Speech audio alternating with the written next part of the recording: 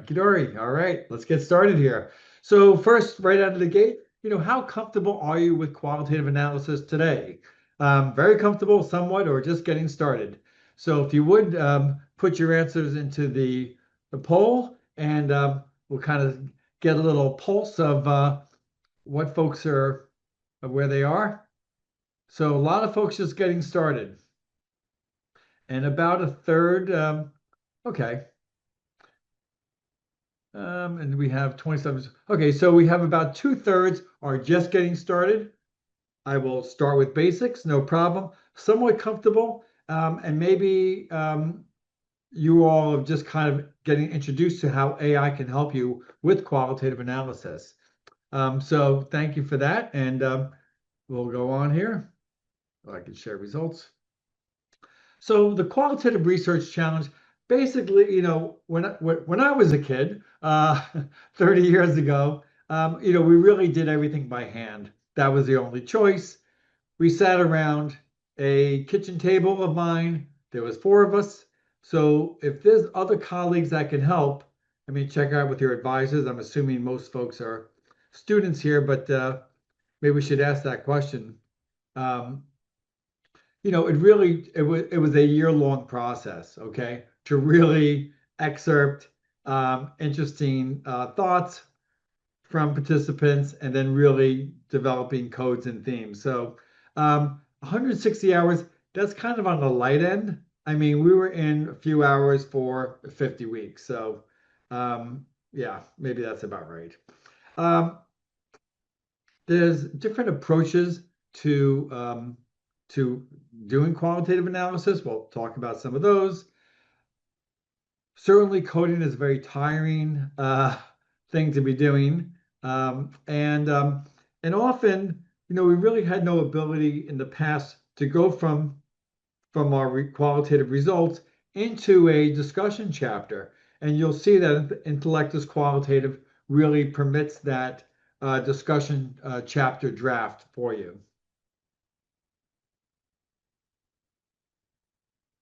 So, how does AI augment qualitative research? Well, it could actually do a lot of the excerpting for you. Okay. How does it do that? How does it find similar important, quote unquote, important kinds of excerpts? Well, it does, and it groups them. Now, this does not prohibit you from also, there should be a human part and an AI part, in my view. So the AI part, it does do excerpting for you. It then collapses those excerpts into codes. Okay, what do these things have in common? And gets you a code name and description.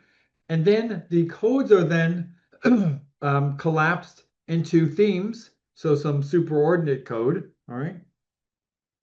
The AI can also help you then tie those themes to your research questions, okay? What is the rationale, okay, that those themes help address those research questions, okay? We also have the ability to do integrated reliability.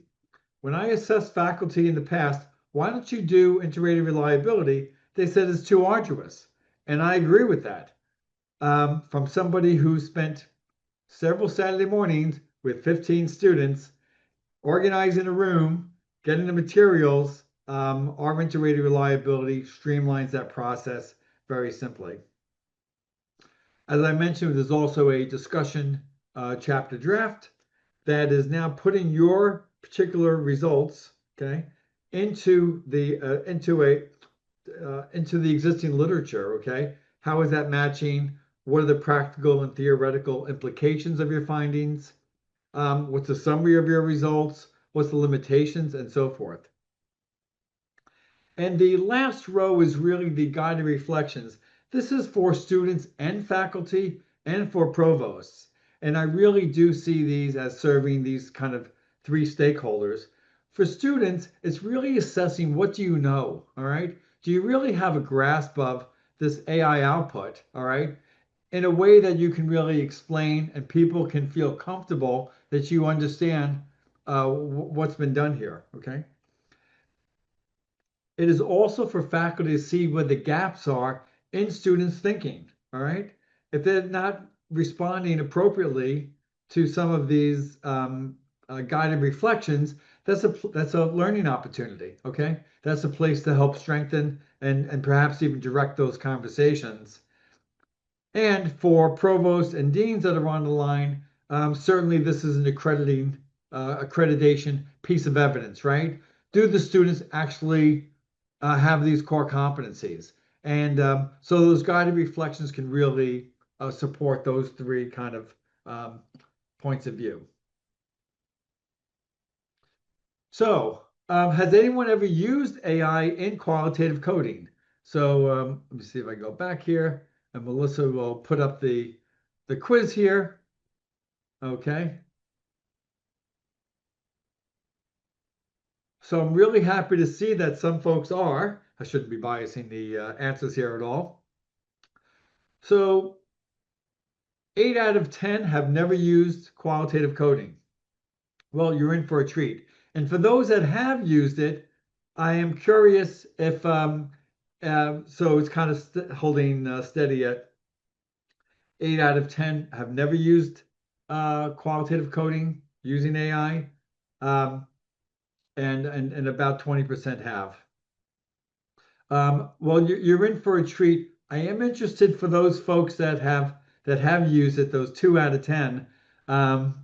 Just as a few, have you found that those codes and those that excerpting and codes and themes really resonate with what you had really thought? It's just we don't have a quiz on that, but I am curious about that.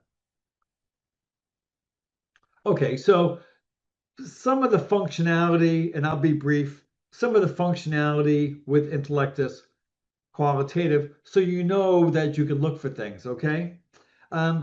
Certainly you can get your data in, okay? You can upload transcripts, you can upload audio, or you can curate how you put the data in. The typical use case is that if you have 10 interviews, okay, 10 participants, typically people enter them in all at the same time, and that is normally what to do. For sure, you want to make sure you get all of your data together first before starting this process. People have, I think, inaccurately have done analyses, participant by participant. You don't want to do that. You want to find themes. Okay, where is the similar thought processes in your different participants or their perspectives across participants? The organized entry, just a comment on that is, hey, gosh, maybe I want to enter in my 10 participants only around the first part of my interview, okay? Because the AI is going to search the entire transcript, and you may want that not to happen. So just to know that you don't have to enter in the whole transcript, okay, for everybody. So just be thoughtful about that options exist there. Okay. Okay. Two broad approaches to doing thematic analysis. One is obviously you're going to upload your data or your transcripts. You have to read and reread these things. You don't know if those themes are on target or not unless you have that, okay, that body of knowledge. So you really have to get into it, all right? Inductive coding is basically finding excerpts in the data, okay, and creating codes from what's there, okay? There's no a priori coding going on. So the inductive process, basically getting the codes that are in the data via AI, okay? You have to evaluate those codes in step 4. We have a step 5, which is really thematizing those, okay? Which is doing two things.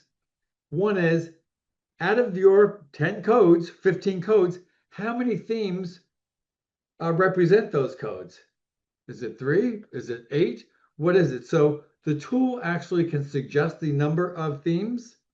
I think we cap it at 12 or something, okay, or 15, okay? And then also after the number of themes, then it's really what is the name of those themes and a suggested description of those themes. Okay. And I hope someone sends me their data so we can really do this live. Okay. Step 6 is evaluating those themes. You may want to tweak that name or that description. Okay.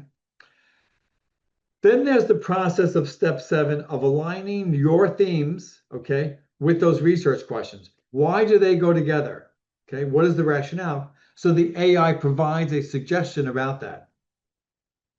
You're going to evaluate those, and then I would suggest, whether you're mandated or not, to really use those guided reflections. It's a self-test that, hey gosh, if I'm going to go sit in some oral defense, as many of you are, okay, how well do I have command over these themes? Okay.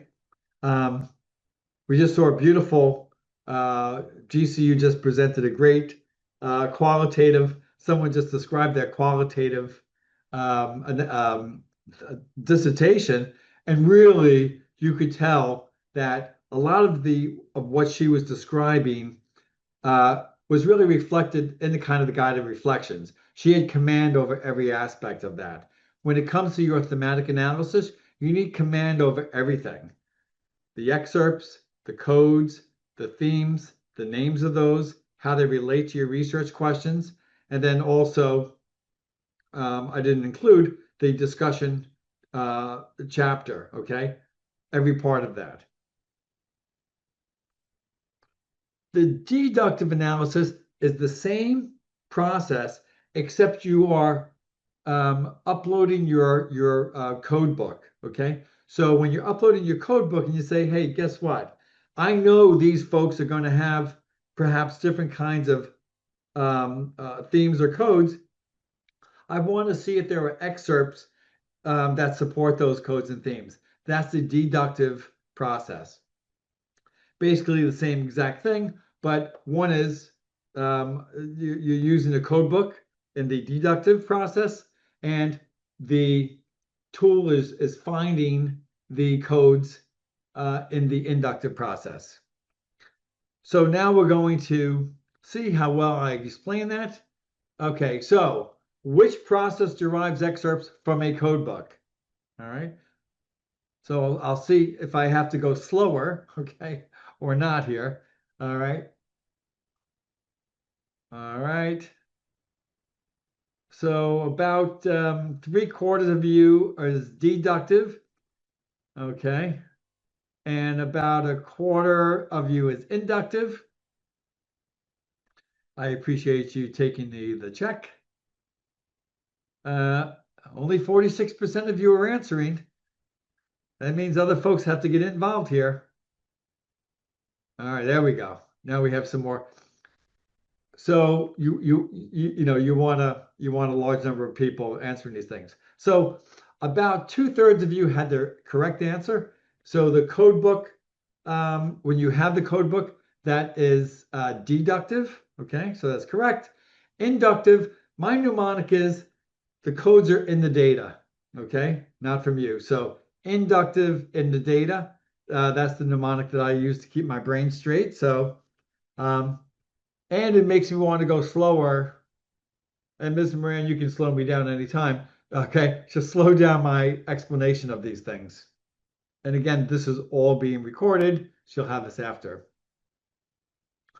So there's different approaches in qualitative analysis and different theories that kind of guide this. These are 15 such approaches, methodological approaches.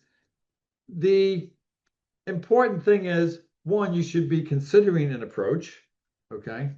When I was a kid, typically we were all doing kind of phenomenological, right? What is their lived experience and getting that? But as it turns out, lots of other folks have weighed in on how to look at these codes and themes. This is also important because we actually use those approaches when we're drafting that discussion chapter. So being kind of heads up on some of these will help have a discussion draft which aligns with your methodological approach. Okay. Quick note on memos. It's good to be writing memos and kind of auditing, your process. You can create memos at the transcript level or at the code level or the theme level, and you can add several, codes. For that memo, you can add it to several codes or several transcripts. Okay, so just to know that there's a very robust memo section to be had here. Okay. There is also visualization to be had. You can see, just to highlight the tool before we get there, there's a transcript, a memos, and excerpts and insights, which have lots and lots of functionality. But one of those are the plots, okay? And in this particular plot, oops, sorry. From this particular plot, these are the themes sitting here on the y-axis, okay? These are the participants here in the different colors, okay? And here is the number of excerpts that that this participant, interviewer number 7, contributed, I guess, over, say 20 plus excerpts to that theme. This next interviewee, okay, contributed, okay, to this theme, and so forth. Globally speaking, I use these plots to see which themes to keep and which themes to omit. This theme here, dual enrollment, loving this theme because I have lots of participants with lots of excerpts that are contributing to this. Conversely, this one here, I'm sorry, it's so small, perseverance, okay, only 2 excerpts from 2 people. This is not a great theme, or this is not a great theme. So I like these plots to kind of help guide me. Yeah, I have 6 themes, but it seems like only 3 of them are, I'll say, robust enough with respect to participants and excerpts from participants. So just to know, and you can drill down in several different ways, but know that there's a visualization part that can be helpful in finally deciding how many themes to actually present. I want to say too that there's tons of resources in the tool. That question mark is your friend. You click that question mark and you'll have lots of different things. You'll have different videos to watch about how to analyze your data and things of that sort. There's different text resources on that question mark and how to create a project and transcripts. Okay. Okay, so just to know that, peek at that question mark, okay? I was going to say I was going to be ageist with myself. Typically, I don't like clicking around, okay? And it does seem like younger generations are more likely to click around. So for everyone north of 60, click, click, click, okay? So, there's a lot to be had here. And we've taken time to really create those resources and explore, all right? There's also a inter-rater reliability tool. As I mentioned earlier, when I surveyed faculty, they rarely did it because it was just so difficult to create the materials and then intertwine, looking at the inter-rater reliability between 2 raters. I had 15 raters. So now I have rater 1 with rater 2, rater 1 with rater 3, rater 14 with rater 15 on each theme. We had to write like a program for this. This is already done for you. So it has a nice fluid way of sending out requests to your participants, and then a simple way of analyzing and looking at the inter-rater reliability between each pair of raters and globally. So just know that those kappas await you, okay? And hopefully folks are doing more with this as time goes on. I don't want to say that I fought my team around this, but I really advocated strongly because the fact that I find a theme doesn't mean that it's real. Okay. The fact that I named this theme and excerpts that support that theme, one hot day doesn't make a summer, or one researcher doesn't make it. I think you do need other folks to weigh in on this thing to say some other researcher looking at that theme and looking at those excerpts can really tie those together. All right. And I think that's an important part of the process. It could also be the pain that I suffered in doing it the old-fashioned way. Okay, so that's maybe true as well. And but the tool is very simple to use. We also have share features. Um, it's a nice thing to do. It's something very different from, the just using a chat bot or chat or something. Okay, where you can really share and together work on your coding and excerpting. Okay, that you can link other folks with this and share that. And faculty just to review what you have. I mean, I guess you could be sending folks your prompts or your output, but you have an integrated system where people can view your project, and that's a very unique thing that we have here. Okay, so next quick poll: do you feel that AI can improve your qualitative analysis? See what kind of responses we get here.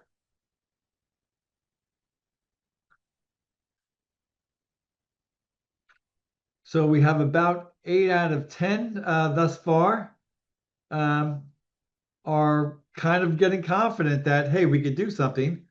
And you haven't even seen the tool yet. So I appreciate your confidence and your faith in this.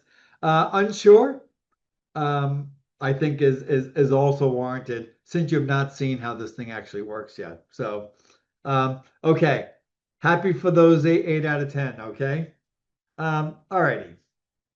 So other kinds of functionality, the if you're doing deductive, okay, analysis, you want to import your code book, and we have a sample code book where you can now upload your codes, okay, to see if there's other excerpts. And certainly, if you're adding codes or you're doing inductive, you'll want to export that code book as well. And I can show that, which has your codes and your themes and descriptions and the excerpts that go with it. It's a nice thing to have on the defense side of it. Guided reflections, and really we should have had a survey on this.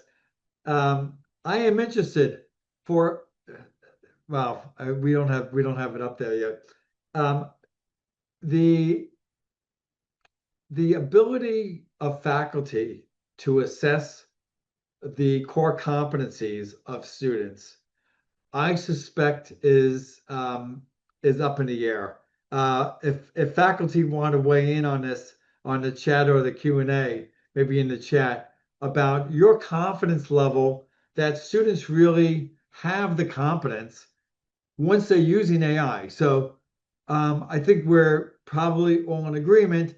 AI is not going away. I mean, it's driving the economy for gosh sakes. So AI is not going away. The numbers are like 92% of students are using AI. And short of oral exams and short of a blue book and sit in front of you, we really want to understand, okay, what students really know. And for students, for your own self-assessment, okay, you can read something and it looks all polished, but how much are you actually absorbing here? So we have the reflections in them. That is Melissa, we should also have a poll. That is a brain with a lightning bolt going through that.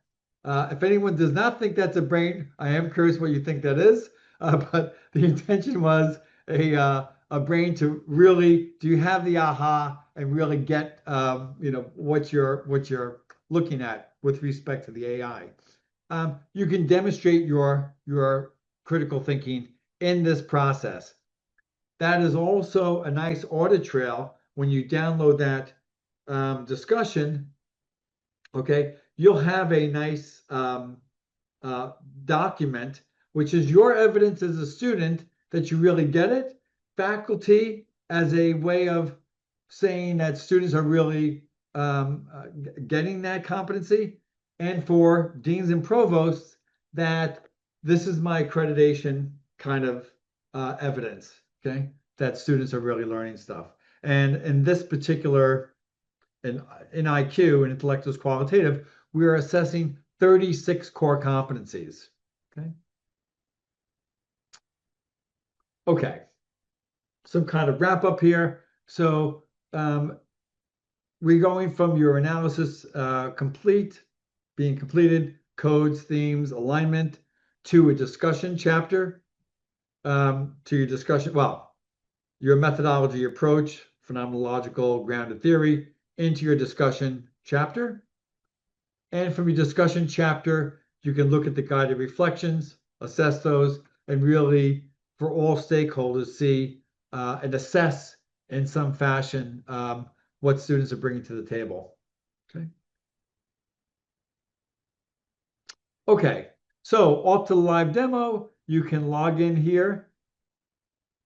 Okay, at this website here, or URL, pardon me.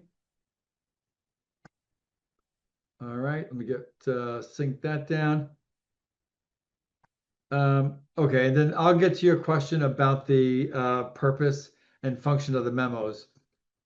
Okay, hold that thought. McLean, I'm not sure I'm saying that correctly. Okay, first of all, let me refresh this and see if anyone has a project that they would like to have analyzed. Or if you've shared your project, you can raise your hand too. Okay, pending transfer. Well, these are pending transfers, so it would come up here first, correct? Well, I guess I have to give them a minute to get logged in.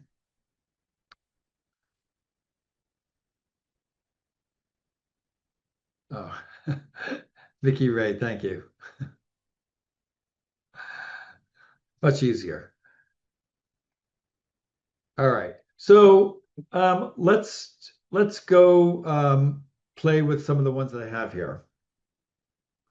So to create a project, I just go to create project, and you can say we do have some samples there, but a new project is typically what we want to do. You want to name that project. Okay. Okay. Webinar. Then you really want to start filling this out. Okay. You want to put in your research questions. Okay. Which qualitative framework you're using. Oopsie. Purpose statement, okay, theoretical framework, and participants. All of this is going to be used for your discussion draft. So you'll want to put that in. You'll have an opportunity to put it in later as well. But okay. Okay. So if I create project, at this point, you go into the adding transcripts and you can upload files here, videos, or you can paste or just enter in just typed in transcripts here. That's how you get the project started. Okay. Now, once you have a project, I'm going to open that project, and I'm just going to start from scratch here. So let me do this here. Let me get rid of these.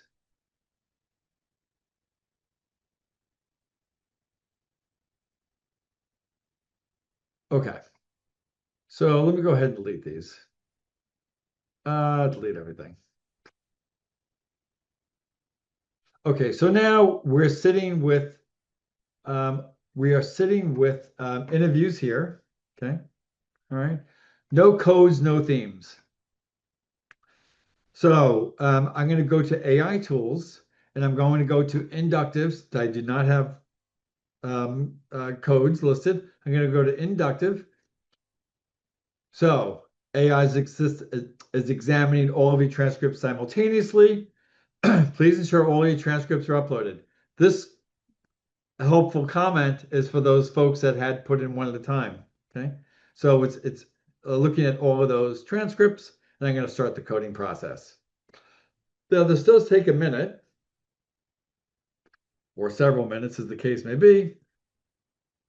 It's really not linear to the number. I've seen people with 500-page of documents here, and it's done in a few minutes. So it is not a time and amount is not linear.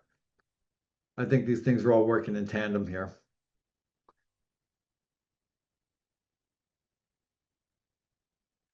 And maybe I can answer some of these questions while I wait here from Mickey. So the function of memos is if you're reading something and you're starting to excerpt something that's of interest, you may want to put a memo of um, why that excerpt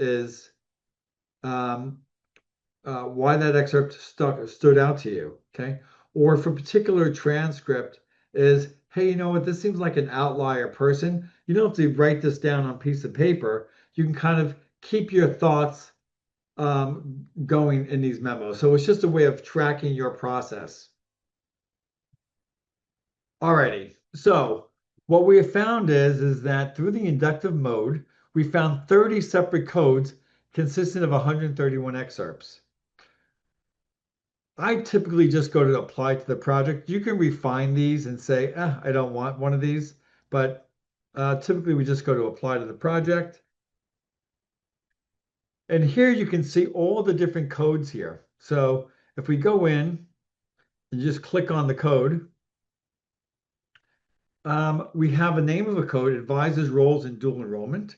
We have a description of that code, and then we have all of the excerpts that are supporting that code, and then any memos that you may have or thought process during that time. So, and we do that for and by the way, so you can see the 9 indicates the the number of excerpts. Okay, here this may not be a great code. Okay, career readiness benefits. Only one person out of the 7 had one excerpt that kind of supports that. Okay, so you have a list of suggested codes, names, and excerpts that go with them. Huge lift there. Okay, I can now go into the automatic thematizing process.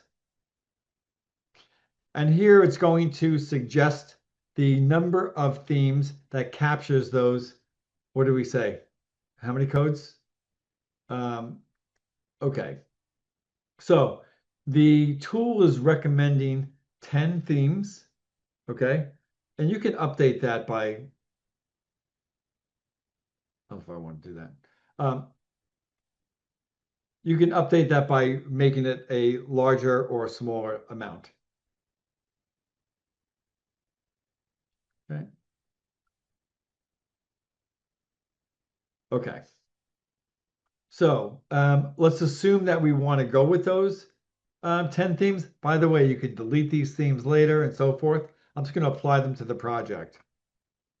So what we have now is the code, pardon me, the theme, that's that icon there.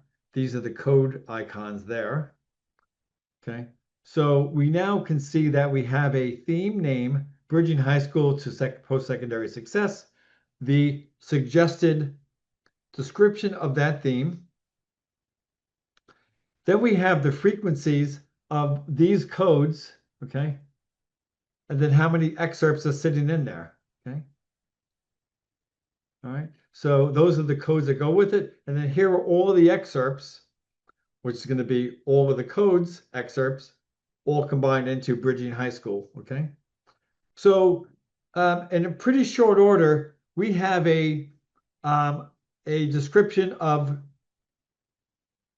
themes with descriptions, and then the codes that go with them, and then the excerpts, all in 5 minutes.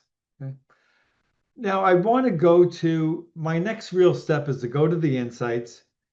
I want to delete all of this, so check all. Let's just delete items. Let's start from scratch. Okay.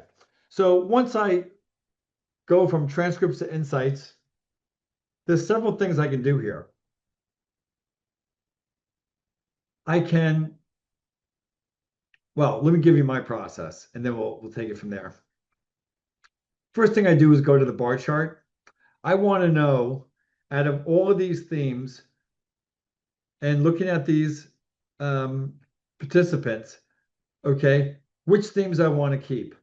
Now, sometimes there's a needle in a haystack and you want to keep that theme, online student engagement, but you only have one person with two excerpts.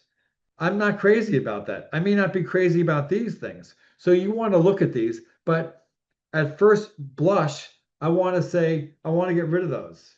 Okay. Interviewer two, interviewer six, interview two, one excerpt. So I'd probably want to go back here and I'd probably want to dump those. Okay. Again, look at them. You're the expert. But my first blush is to get rid of those themes that have only one code with only one or two excerpts in there. So I'm going to delete those.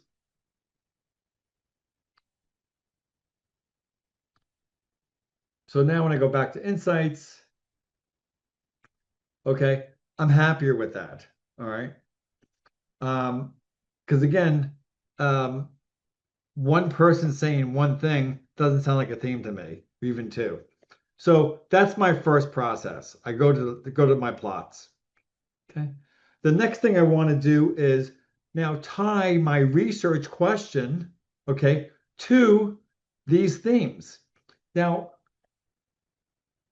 you can use AI to suggest which of those themes go with that question, okay? All right, so it is suggested those four themes go with that particular question, okay? I don't really use that. I like to select all of them, and then I'm going to read and sort through and to say, hey, you know what? Dual enrollment does go with the benefits of counselors perceived in dual enrollment. So you can use the AI suggested or select them all, okay? Just to give you a couple of routes here.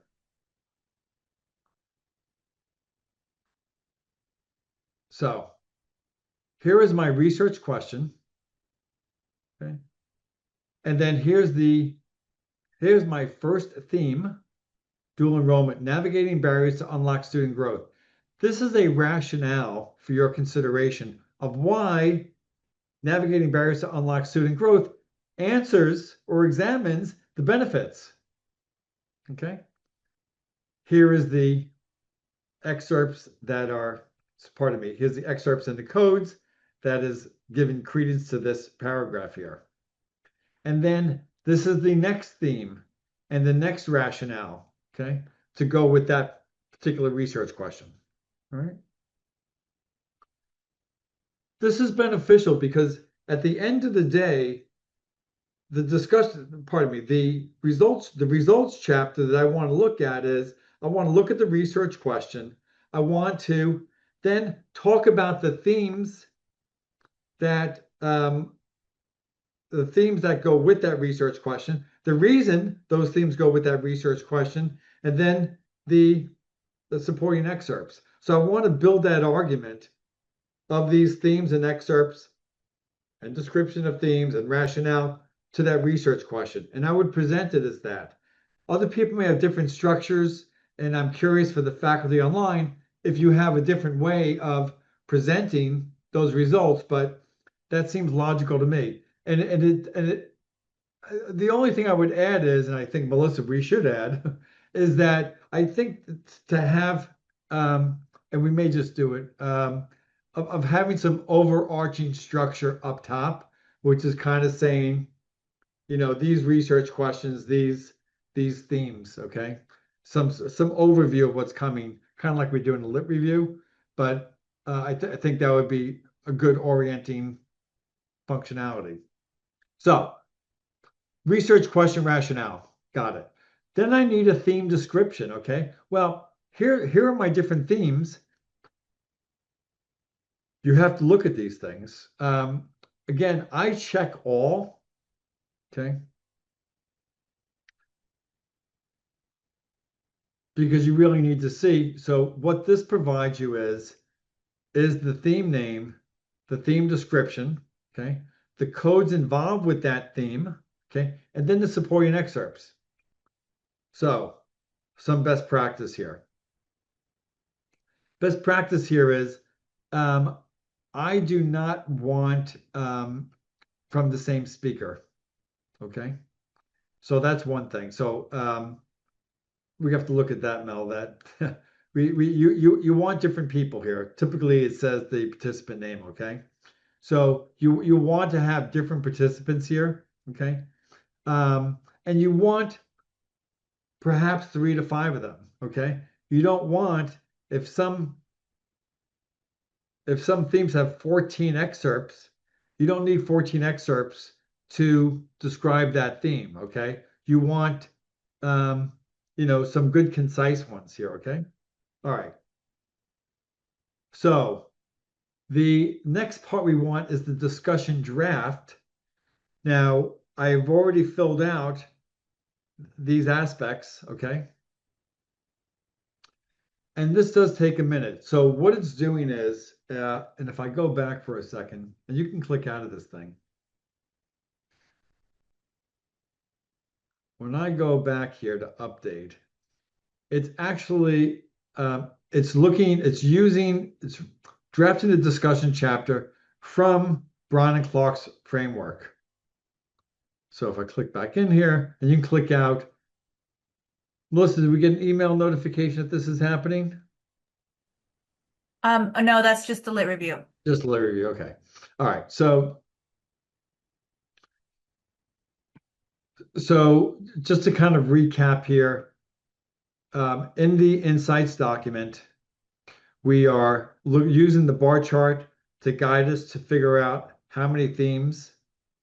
We're then seeing which themes go with the research questions, doing a deep dive into which themes, got a description of the theme, description, and excerpts, and then moving into a discussion chapter. I don't think we need beta anymore, but I think we're there.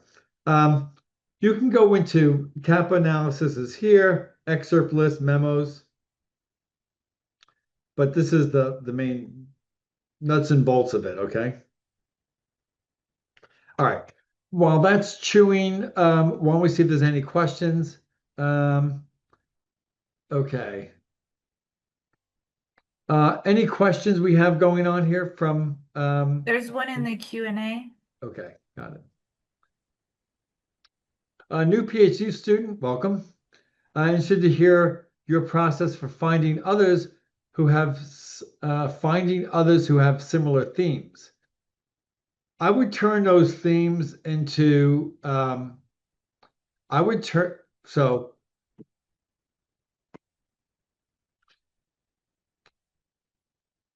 I would here's the code book, okay, right over here, and I can export the code book just to kind of show you.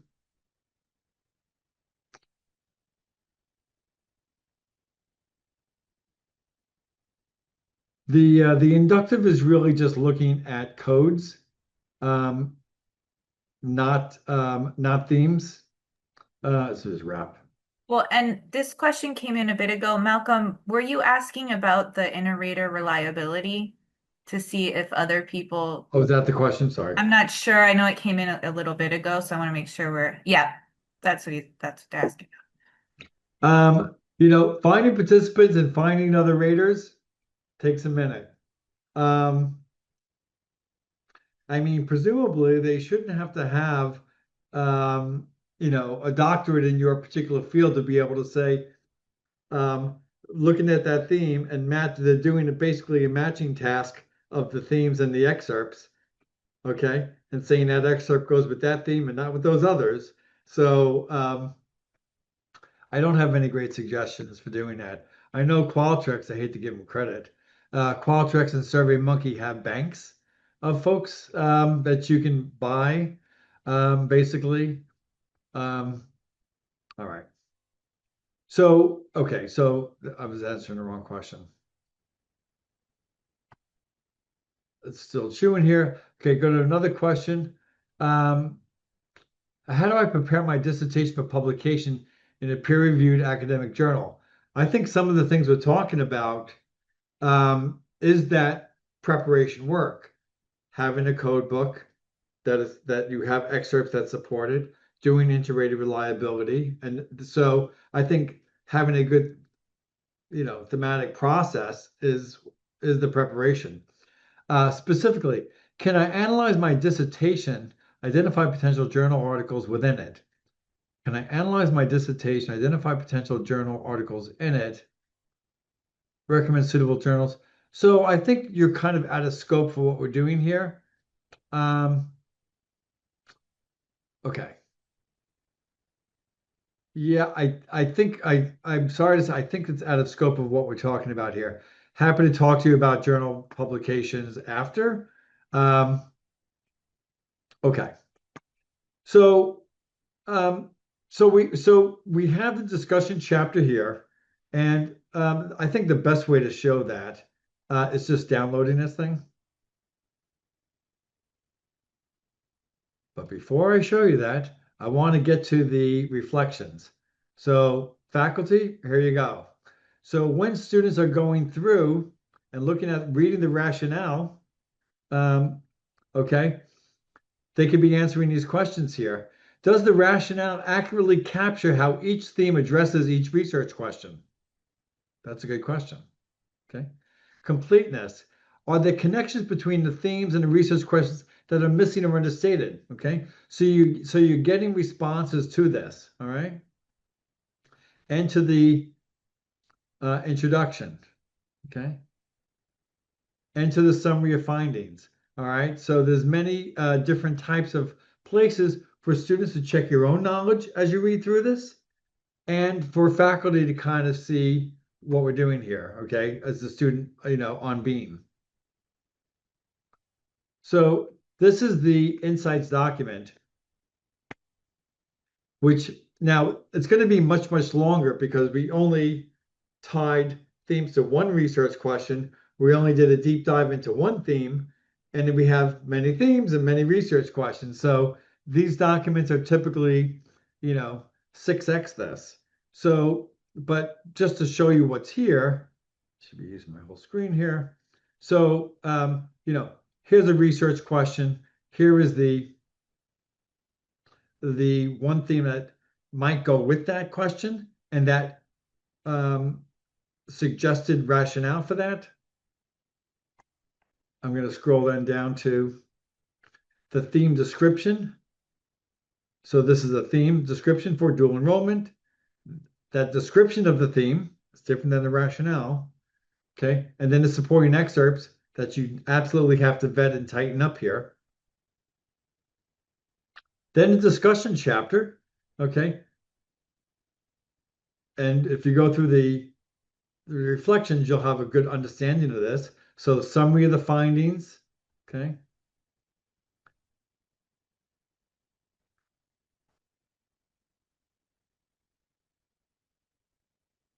Okay. So now we're really getting the approach is now being weaved into that discussion. Then we have the theoretical coherence, theoretical implications. You can see it's a pretty substantive draft. Practical implications of your findings. Okay.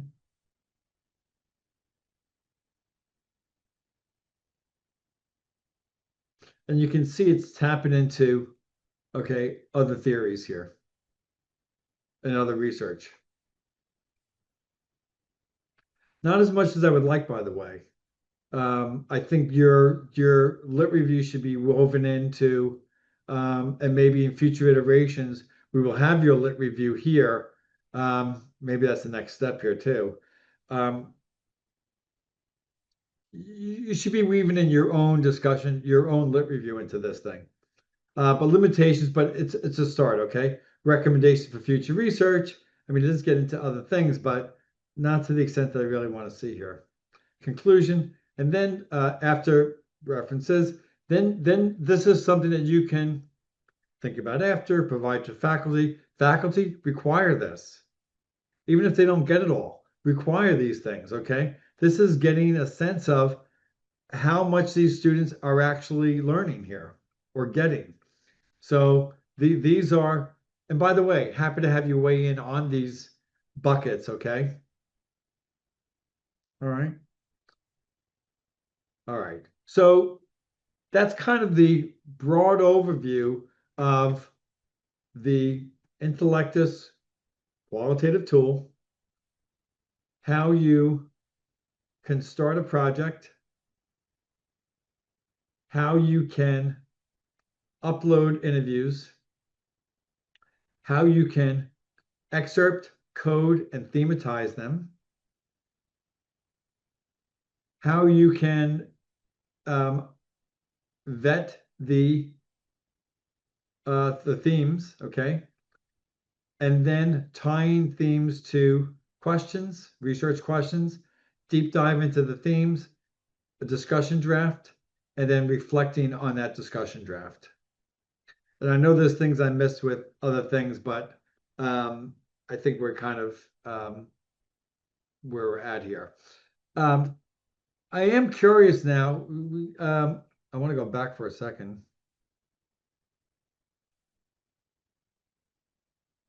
And Melissa, I don't think we have any history on this, but we're going to find out. So now, this is our own little survey here. And I hope you can go back to this too. So now I want to ask the question, do you feel that AI can improve your qualitative analysis now that you've seen some of the functionality of this? Melissa, can we share that or no? Can we redo that? Let me see just a second. So I'm throwing things at okay. And if you would like to see everyone answering here.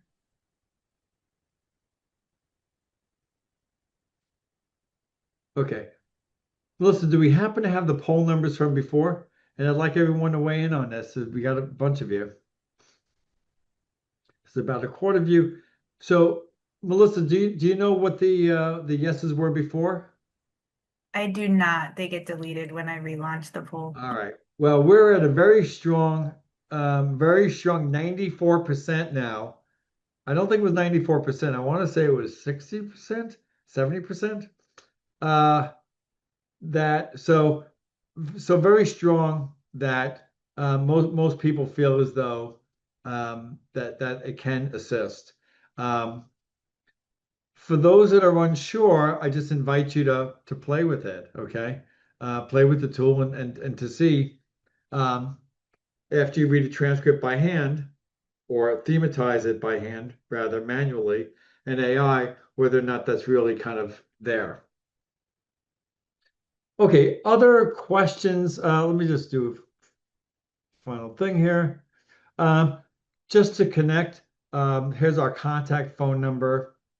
If you want a quick consult with me, faculty or student, faculty doing your own research, students doing your research. I just want to highlight Ashley here because for faculty, she can really get you to trials. She can get you, a customized demo. She can get you, I've been talked about this, the courseware that goes with this. So anyway, Ashley, Samantha for students, consults, Melissa for any and all questions. Um, any final thoughts, Melissa? No, I don't think so. There's a few questions we didn't get to, but we will reply to those via email if we can, if we didn't get to your question. A lot of things about kind of AI and if it's acceptable in journals and things like that, it's really, you have to check with the journal, and the general rule is always vet anything that's AI generated. You can use the reflections to do that. And I'll include our AI policy in the follow-up email with the recording so everyone can review that as well.